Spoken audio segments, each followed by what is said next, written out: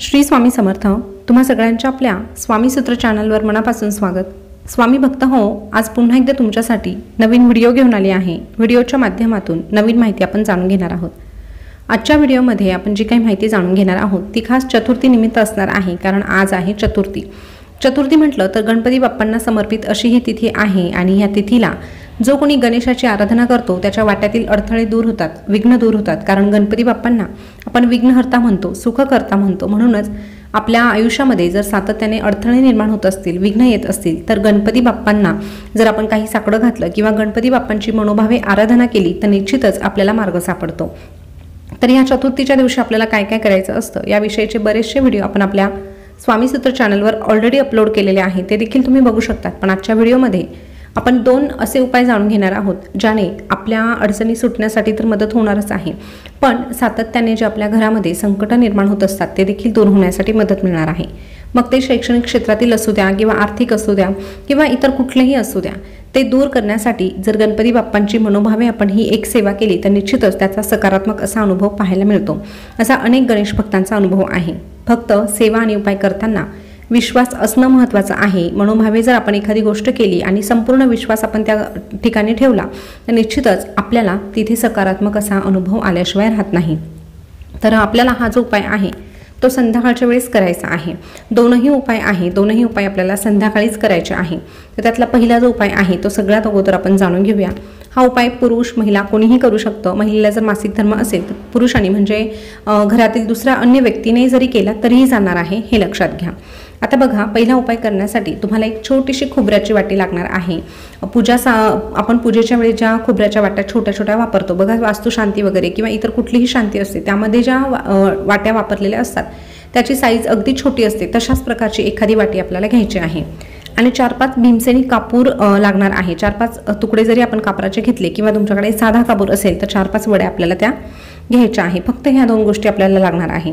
आता यासोबतच आपल्याला थोडेसे तांदूळ घ्यायचे आहे। आता हे सगळं घेतल्यानंतर संध्याकाळच्या वेळेस तुम्ही जी काही गणपती बाप्पांची सेवा करणार आहात ती करून घ्यायची आहे। अर्थात अभिषेक वगैरे आपण सकाळीच करून घेतो, त्यामुळे संध्याकाळच्या वेळेस तुम्ही फक्त जे काही तुम्हाला वाचन करायचं असेल, मग ते अथर्व शीर्षाचं असेल, गणपती स्तोत्राचं असेल, तर ती सेवा तुम्ही करून घ्या। त्यानंतर एक प्लेट घ्या, त्या प्लेटमध्ये ही खोबऱ्याची वाटी ठेवा, त्यामध्ये थोडेसे तांदूळ टाका। तांदळाचं असं काही माप नाही की एवढेच घ्यायचे तेवढेच घ्यायचे, थोडेसे आपल्याला तांदूळ घ्यायचे आहे आणि त्यावर ह्या कापराच्या वड्या टाकायच्या आहे। 4-5 घ्या किंवा त्यापेक्षा जास्त जरी तुम्हाला घ्यायच्या असतील तर तुम्ही त्या घेऊ शकतात। आणि अशा प्रकारे हा जो कापूर आहे तो त्या खोबऱ्याच्या वाटीमध्ये ठेवून प्रज्वलित करायचा आहे। आता ते प्रज्वलित झाल्यानंतर आपल्याला एक मंत्र म्हणायचा आहे। तो मंत्र असा आहे, ओम विघ्नहर्ताय नमः, ओम विघ्नहर्ताय नमः। या मंत्राची तुम्ही एक माळ जप करू शकतात किंवा जोपर्यंत ते कापूर पेटते आहे तोपर्यंत तुम्हाला हा मंत्र म्हणायचा आहे। इतका साधा आणि सोपा उपाय आहे जो की प्रत्येकाला करणं शक्य होणार आहे। अशा प्रकारचा उपाय जर दर चतुर्थीला आपण आपल्या घरामध्ये केला, अशा प्रकारचा धूर घरामध्ये फिरवला तर निश्चितच घरातील जी निगेटिव्हिटी आहे ती बाहेर पडण्यासाठी मदत मिळत असते। आपल्या आयुष्यामध्ये जे अडथळे निर्माण होतात, जे विघ्न निर्माण होत असतात ते दूर होण्यासाठी देखील हा जो उपाय आहे तो अतिशय प्रभावीरित्या काम करत असतो। त्यामुळे हा उपाय तुम्ही नक्कीच करा।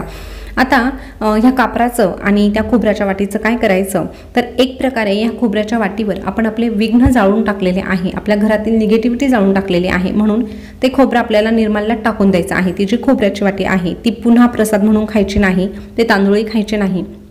हवं तर ते तांदूळ तुम्ही पक्ष्यांना टाकू शकतात किंवा हे जे काही वाटी आणि तांदूळ उरणार आहे ते तुम्ही निर्माल्यात टाकून दिलं तरीही चालणार आहे। फक्त कचऱ्यामध्ये वगैरे टाकू नका, निर्माल्यामध्येच तुम्ही ते टाकू शकतात। आता हा झाला पहिला उपाय। त्यानंतरचा दुसरा जो उपाय आहे तो खास आपल्याला चंद्रासाठी करायचा आहे।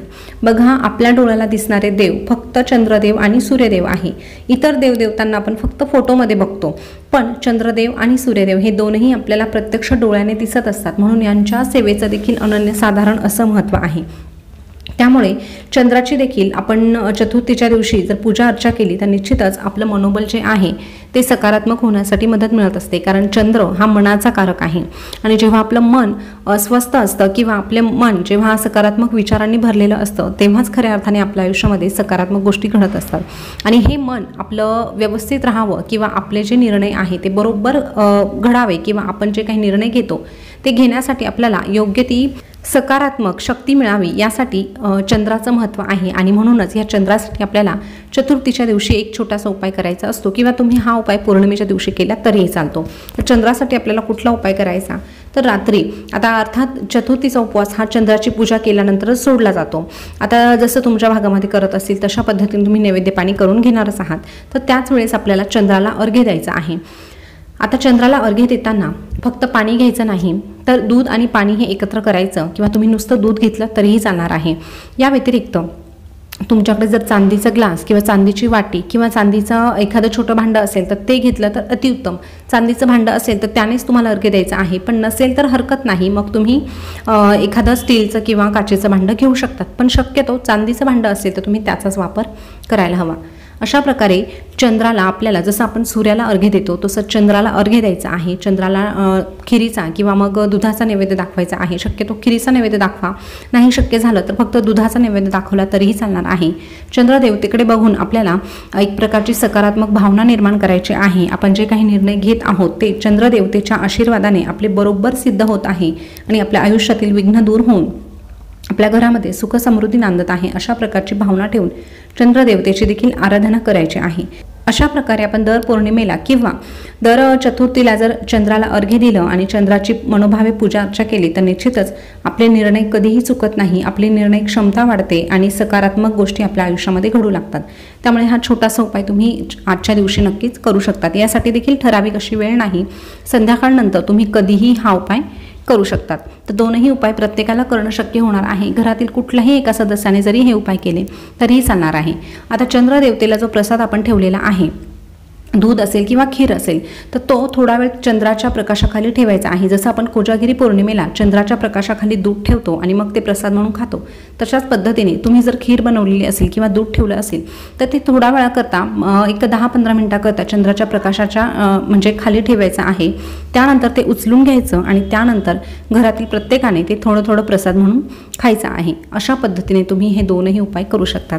आता या उपायांच्या बाबतीत सांगायचं झालं तर दोनही उपाय अतिशय सोपे आहे, प्रत्येकाला सहज करणं शक्य होईल असेच आहे आणि त्यासाठी तुम्हाला फार काही बाहेरून गोष्टी आणण्याची गरज नाही।